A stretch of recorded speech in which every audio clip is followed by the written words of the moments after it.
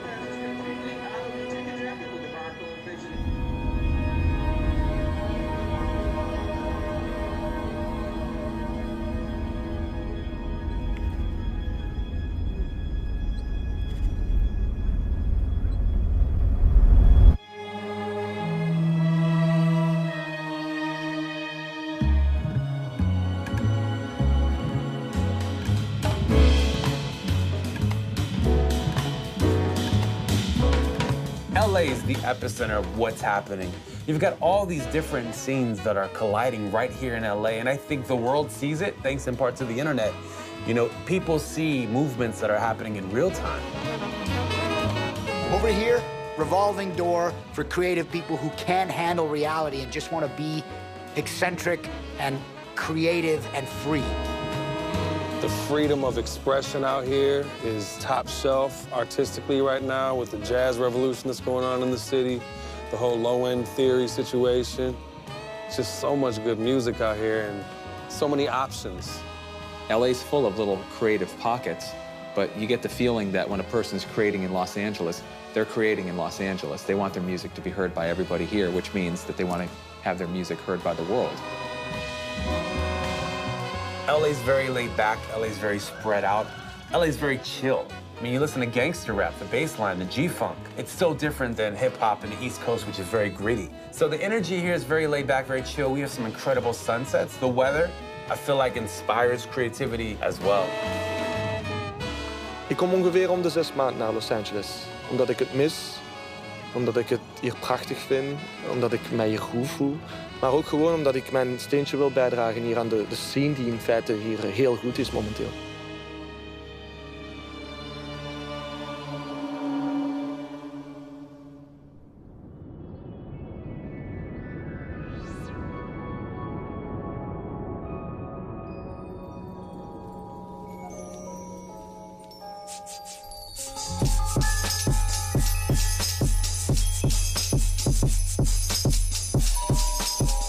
Als ik in Los Angeles ben, verblijf ik meestal bij Anthony Valadez.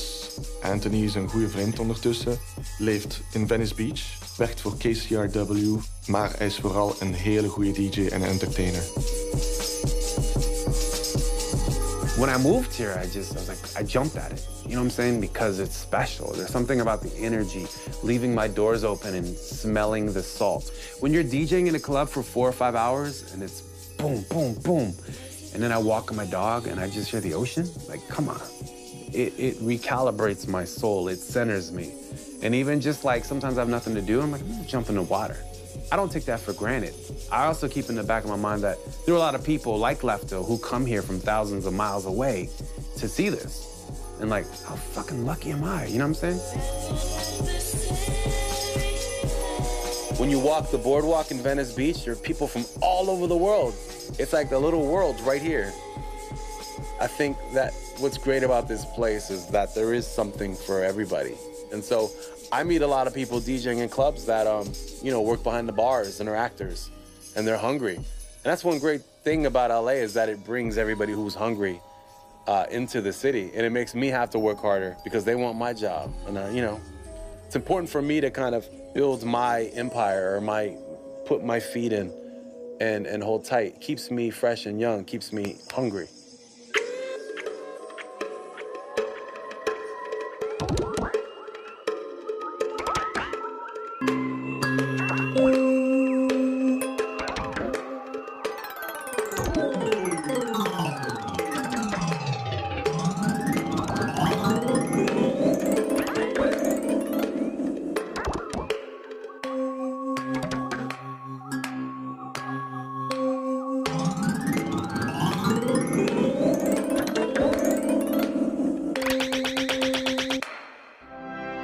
We zijn hier in Los Angeles met Tangram Records en LTGL.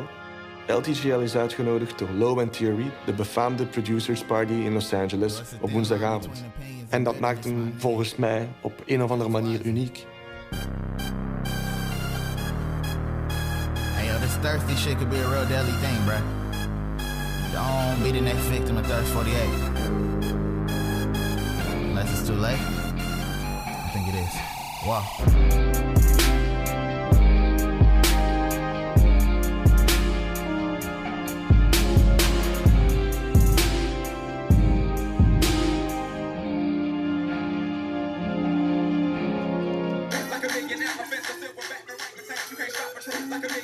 Ja, ik moest een cappella gaan halen voor die loop gewoon ervoor te kunnen zetten, snap je? Ja.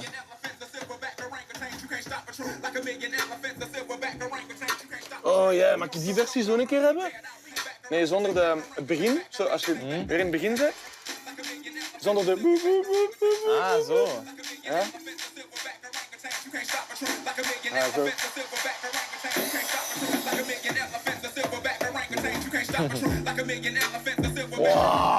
Wow. Kan ik hem zo eens hebben van u? Zonder dat centje in het begin. Ja. Ja, is goed. Oh ja, dat is zo hard, man. Dat is het leuke aan VIP-edits, als iemand dat maakt voor u. Dat zijn die exclusieve kleine dingen die gewoon het verschil maken, denk ik. Zo is het cool.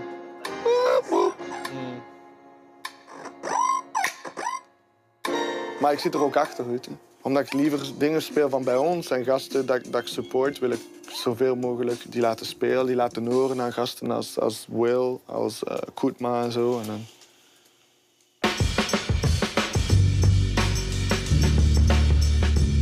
Als ik in Los Angeles ben, dan probeer ik tenminste een week of 2 te blijven. Gewoon puur om te hangen met de vrienden, over muziek te praten, naar de platenwinkels te gaan. En sommige van mijn vrienden werken dan ook in platenwinkels, zoals House Shoes, die bij Record Surplus werkt bijvoorbeeld.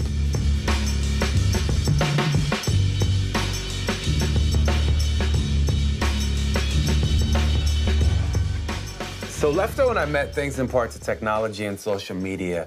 I was very familiar with his radio show, and I heard he was in LA, and I was like, yo, what's up? Like, you wanna go record shopping? It turned out he was maybe like a block away. So I picked him up. He told bad jokes, but he was fun. He loved music. He was very passionate, and I think that's what created the love. So how was Chicago? Cold, man. Freezing. Yeah. Actually, I looked on my phone. Freezing. Bam. Damn. Yeah. Welcome back to KCRW. Thanks, brother. Yeah, man. I grew up listening to KCRW, so as a kid, it's been a dream. So to be on this radio station next to DJs that I've loved, it means a lot. And to continue that legacy of playing the music that I love and having that freedom, it's a big deal. The cool thing about KCRW is that it provides an alternative. In America, there's the left and there's the right. And each side has an opinion. But KCRW is very much just the facts in terms of information regarding news, arts, culture, and then music. Like late at night, we switch to music. We create the soundtrack towards people wanting to just relax and breathe. KCRW is our finest Los Angeles radio station. It has hosts from around the world with various musical appetites that all find their way back to one common theme, showcasing the underdogs, the new music from young people or old people that isn't getting the love it deserves. In terms of music, I mean, we're all over the place. One of the cool things about my show, I can go from cumbia to hip-hop to polka if I wanted to. I don't have to explain myself. It just is. What's up, everybody? It's 89.9 FM, KCRW and KCRW.com. It's Anthony Valadez with a very special guest, Little Kim's backup dancer, Lefto's in the building. How are you, man? I feel fantastic, man. Lil Kim's back. Bad boy. I love radio. Radio is fun. It's an outlet to let you do things you can't do in the clubs. I can play songs that I can't play anywhere on the radio, you know? Radio is a reaction of what's happening in the world, so it allows me to, if I have a shitty day, I might play something that'll make me feel good. If I have a great day, I might play something that'll make it better. It's therapy. You ready? Let's go. Here we are in the music library. My favorite place to dig. There's a lot of cool jazz records right here in this section. There's a lot of cool 90s stuff that I like digging for, like over here. You never know what you'll find. Like, check out these old school rap compilations. Every song that I play on my radio show is a song that I love. I never play anything because it's cool, because everybody's talking about it. I play it because it makes me feel a certain way. It's very hard to find 3 hours of music that moves you, you know? Over here is like a lot of the stuff that I grew up on when I used to listen to KCRW, like back in the day. There's like all kinds of records that I loved, and there's a lot of remixes that I didn't know that existed on vinyl. I mean, look right here. You got Jungle Brothers. There's all kinds of good shit up in there. Ooh, Marksman. Ooh. Exactly. See, there's tons of cool stuff. Dude, look at that cover, yo. They just don't make album covers like that. Fresh Prince, Jazzy. I'm just joking.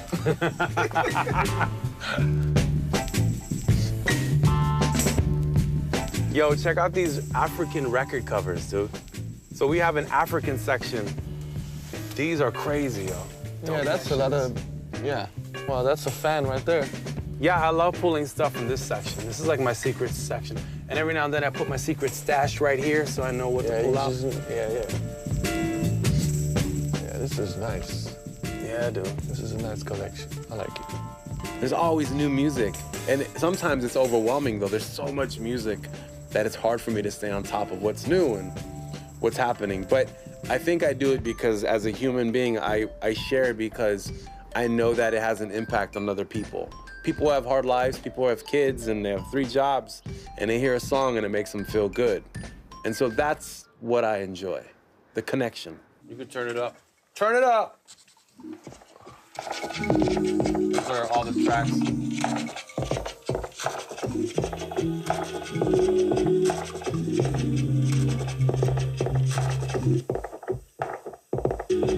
That's tight.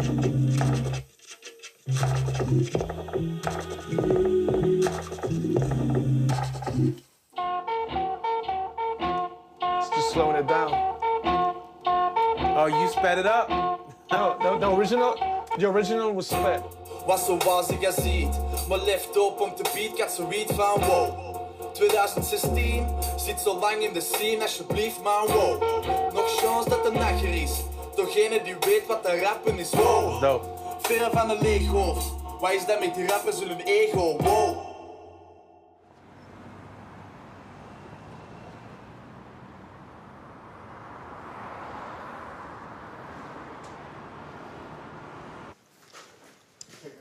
Louis and shoes. Oh, shit. What up, brother? What's up? Welcome back, man. Yeah, man, you know. How you living? What's good with you? Another day, man. Records are a regional thing. You know, there's records that are all over Los Angeles that aren't in San Francisco. There's records in San Francisco that aren't in Portland. There's records that are in Portland that aren't in Seattle. Go to Detroit, it's a whole nother, every city has its own kind of record DNA, you know what I mean, if you will, because there's independent labels, there's stuff that never made it out of these areas that's kind of local. So you always want to go to explore all that when you get to these places. You know, you love just cracking that homie's head with records, especially a cat like Lefto, who has one of the greatest collections of music that I know. So if he comes in here, let me see if I can find a couple pieces that you ain't up on, you know what I mean? And drop that needle on him and see his eyes light up when that little break comes in, you know what I mean? It's magic.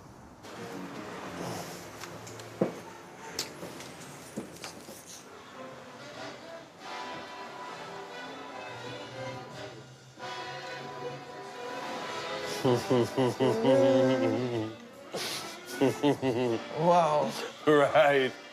Crazy. Yeah, man, that's a good pick from you. Out the stash. That's definitely private circle. It's maybe about 5 or 6 people that I'll go in the stash for, you know what I mean? Lefto's one of them. Lucky man. Ik kom al sinds de 90s naar Los Angeles. Toen ik met mijn vriend Daan het label Brick 9000 hadden. En wij kwamen vaak naar hier om met artiesten te praten. Omdat wij ook muziek releaseden die vanuit LA kwam. Dus ik heb hier al eigenlijk een heel lang verleden heel veel mensen ontmoet die ik vandaag nog altijd ken en terugzie. Een van de mensen die ik al heel lang ken in Los Angeles is zonder enige twijfel Egon. Egon werkte vroeger voor het label Stones Throw, maar besloot uiteindelijk om zijn eigen gang te gaan. Hij heeft gewoon besloten om na Stones Throw zijn eigen weg te volgen, zijn hart te volgen en het gewoon op zijn eigen manier te doen. Echt wel typical do-it-yourself. I suppose when I first came on to run Stones Throw, we had a carte blanche to do whatever we wanted. I mean, we had distribution and we had a little bit of money coming in through advances from our distributors, but we didn't have anybody breathing down our neck saying, you have to do this. So by the time the music industry really started changing, we'd pretty much figured out exactly what we wanted to do as a company. We needed to have direct cash flow coming from a web store, which was a significant source of Stones Throw's income. We had to do artist merchandise. We had to do sync. We had to represent our artist publishing in some way so that when we did sync on the master side, we could take a cut ethically on the publishing side. And of course, we had to sell LPs, CDs, and digital files. It's not changed much for me since then. It's weird that the major labels haven't been able to figure that out. I can't for the life of me figure out how, let's just say, Universal Music Group, with all of the obscure catalogs that it owns because of acquisitions it's done over the past 50 years, can't contact a person like me and say, hey, we'd love you to come in and figure out how to make some money on this catalog. I mean, people don't even know where to look for the answers in a lot of these major labels. Whereas with us, what we've done, it's sustainable. In fact, it's self-sustainable. I mean, I pick up catalogs, I give it to producers to work with. I deal directly with the artists, who in many cases are their own publishers. I clear samples, I put those samples in film and TV. If I do it myself, I pay myself a commission, plus I pay them, plus I pay the artist. It's a no-brainer. So this is the record that we did with Madlib and Sam Herring from Future Islands. And every one of them's hand-numbered and hand-silk-screened. And it was just like an idea to test out whether or not, we could do a convincing rap record with a guy who we thought was a great rapper, but everybody knows as like the singer in a synth pop band. Yeah. When I got into releasing records, I never thought about it in terms of the underground. I thought about it in terms of overlooked. So let's just say that a person whose music I really respected, who never had a chance to get it out back in the day, thought that they were making pop music. Well, I wouldn't belittle them by saying, actually, what you were doing was like this underground thing. You didn't realize it, but what you were really doing was underground, and I like you because you're underground. I just thought, hey, man, you made an honest attempt at making some amazing music. For whatever reason, it didn't work. It's been overlooked. Let's find a way to get it out there. Yeah. This is actually one of the records that I pulled out of Slovenia, man. Check this out. It was a tiny label that was only in Slovenia, in one city. In Maribor. In Maribor. Although, mainstream, quote-unquote, success, hasn't been there for us, it's not like it's eluded us, because we've never gone after that. It is a choice, and I try to explain that to people who always say when, there's another person from our sphere that has some, great financial windfall or lands some job with some corporate entity, well, why don't you do that? Don't you know how to do these same things? And yeah, the answer is yes, I do. And the answer is, and it also disgusts me, what I'd have to go through to do that, to make that money or to have that moment. Amazing moments. Don't get me wrong, with a family, I'd love to have, a bit more financial security. And what we do here really is month to month, 6 months to 6 months, year to year. And it's all on our backs and solely on our backs. It's actually a lot more comfortable for me to be here because I believe in what I do. And every day when I walk in, I'm happy about what I'm going to do. And every day when I leave, I'm proud about what I achieved. I continue wanting to, find different ways to get great music out to more people, but I don't ever want to compromise. It's the simplest thing, Never a day goes by that I don't hear the sound of the hunter's gun.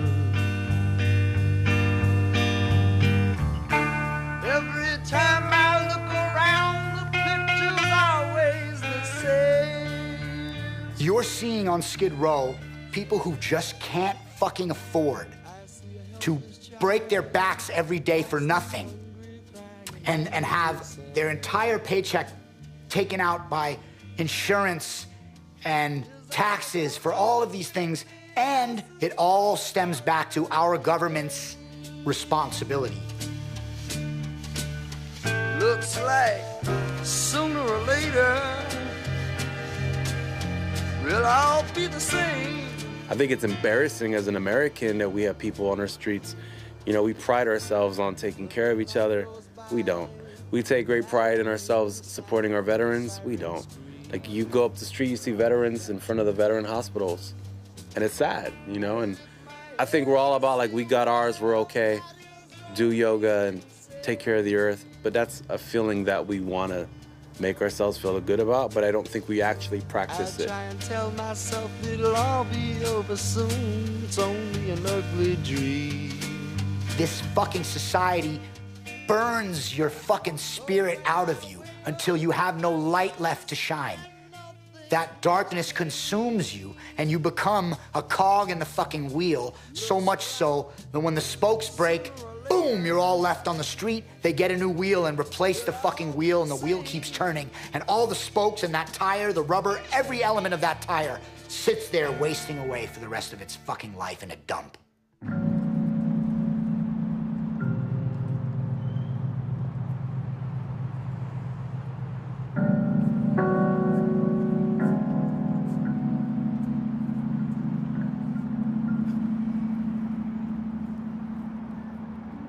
Als ik in Los Angeles ben, dan speel ik meestal op Do-Over. Do-Over is een zondagsparty in Hollywood. En deze keer is het Halloween. En deze keer noemt het Boo-Over.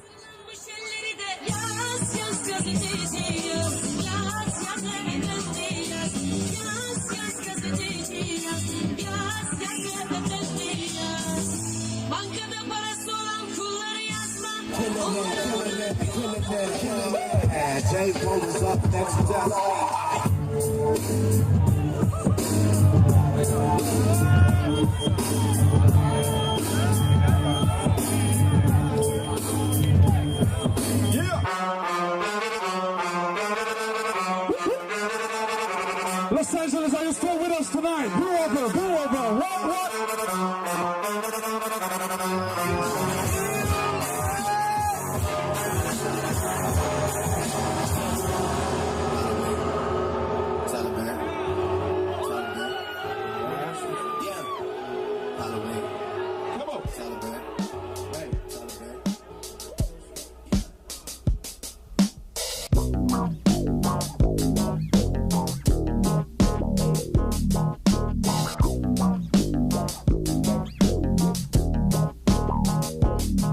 De beat scene is eigenlijk een movement hier in LA waar de muziek, de beats, de producers centraal staan.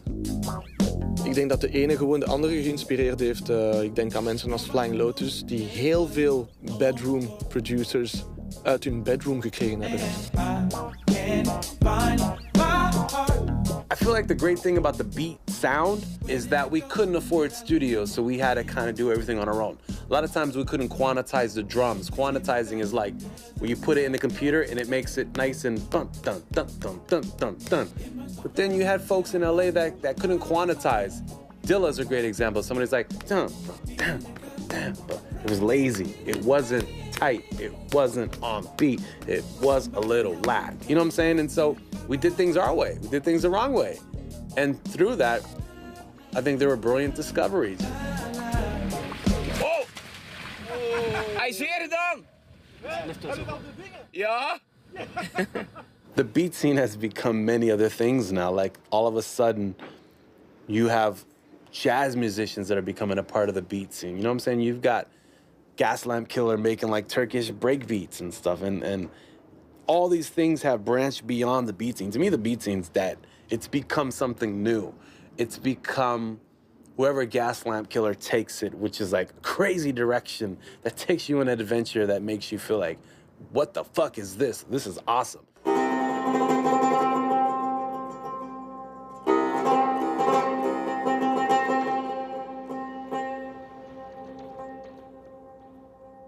Gaslamp Killer is eigenlijk een van de ambassadeurs van die beat scene hier in Los Angeles.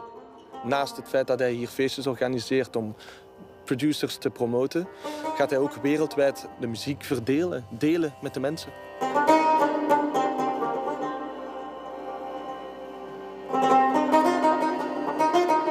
Gaslamp Killer is a wild man. He's a lover, though. He's a Care Bear. He's an animated producer, DJ. I know him as a DJ, but he's put out some incredible, mind-blowing albums that, like, wow, he's creating his own lane.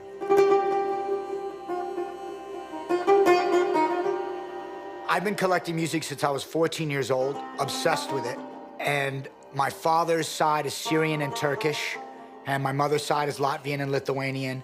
She grew up in the East Coast and always, you know, listened to jazz and blues and folk. My dad grew up in Mexico City, so he always listened to this weird ranchero shit and cumbias and ballads, love songs, you know? It's like, that was just where they were. But for me, I had those two elements and my brother listening to metal, my sister listening to Too Short and Dr. Dre and Snoop Dogg and E40.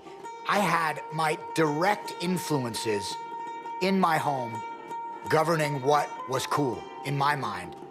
And it didn't matter where we lived.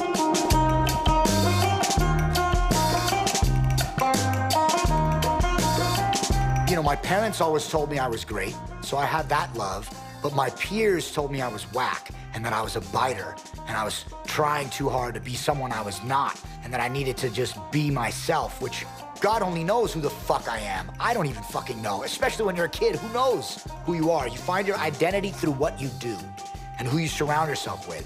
So hip-hop was my identity and DJing was my life, and nobody gave a shit about me for so fucking long, and that brought me into this place of realizing you don't matter, only what you put out matters. You as a person, no one is ever gonna appreciate, no one needs to even know who you are. I know social media has changed that for the worst because we're realizing that some of our favorite artists are fucking morons, but that's just the way the world has turned, you know? Back when I was starting, nobody knew who the fuck you were at home. They didn't know if you were fucking Muslim, if you were a Jew, if you were a Christian. They didn't care. They only cared about what you presented to them in the moment, not what you said, but what you showed and proved.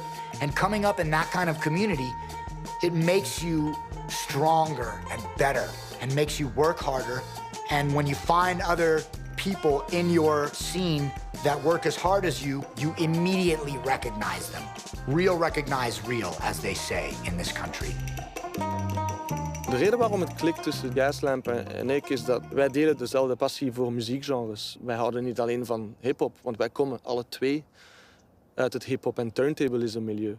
Maar wij delen wel de passie vandaag van wereldmuziek, Turkse folk, Iraanse psych-muziek. Maar dat is echt de reden waarom wij zo goed overeenkomen. Dat is de passie voor die verschillende muziekgenres. En er zijn er niet zoveel die het eigenlijk doen. I don't remember when or where, but the first time I saw Lefto play, I definitely felt a kinship. Like, this guy knows, he's one of those DJs that he understands the dynamic range and the spectrum that you can fit into the dance floor if you're not afraid. I was more interested in finding out what was in his hard drive, and I still am more interested in what files he has from new artists rather than what records he has from old artists. You want jazz?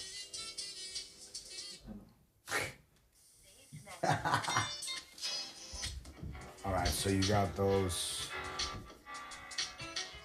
I trade with 5 people, and Lefto is one of those people. Maybe 10. I might trade with maximum. That's the fly-low laugh, right?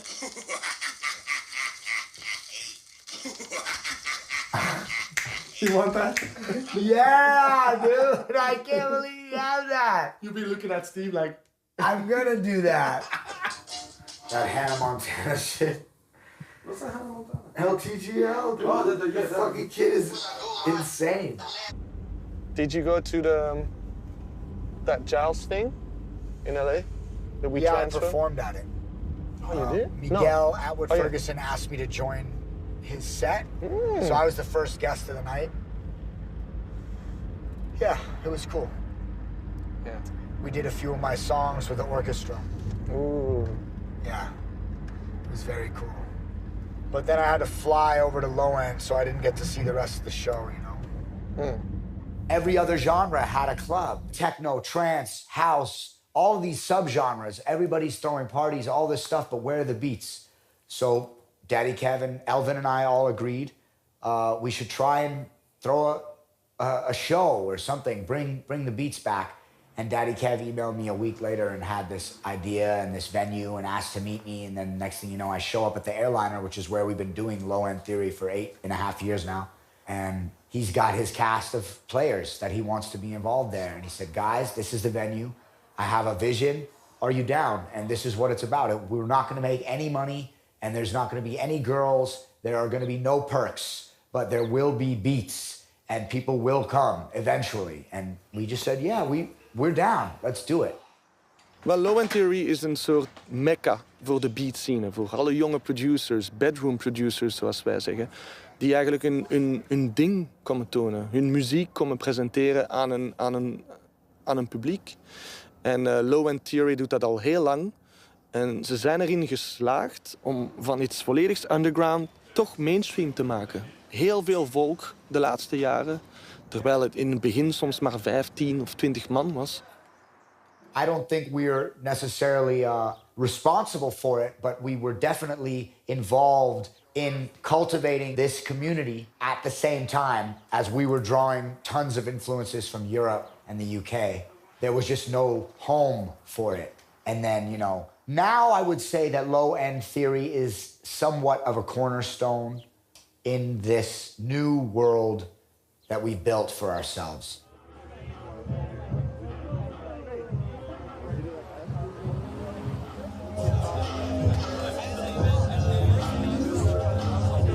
We were focused on the idea of featuring producers and DJs with a raw, dark, underground, instrumental, psychedelic, experimental sound rather than popular culture. Low End Theory. Most of the time, it's a pitch black club with the same kind of meditative, trance-inducing bass frequencies rattling your spine, making you want to cower in the darkness and get in your own world and not even look at the people next to you, just get in your zone.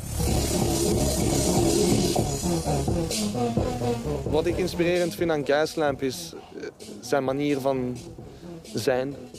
Zijn manier van de muziek te beleven. Dat vooral. Als je hem on stage ziet, dan gaat hij zo wild. Dan heb je de indruk dat hij gaat ontploffen, dat hij alles loslaat. Like, you can't do what Gaslamp does. Gaslamp is his own being. And when you watch him DJ, he just makes you want to like rip off your face and go, ah! That's that. Nobody gives a fuck what you people think. This is our shit. This is our music. This is our scene. That's underground. Now we got kind of a badass. His name is LTGL. LTGL, aka Living the Good Life.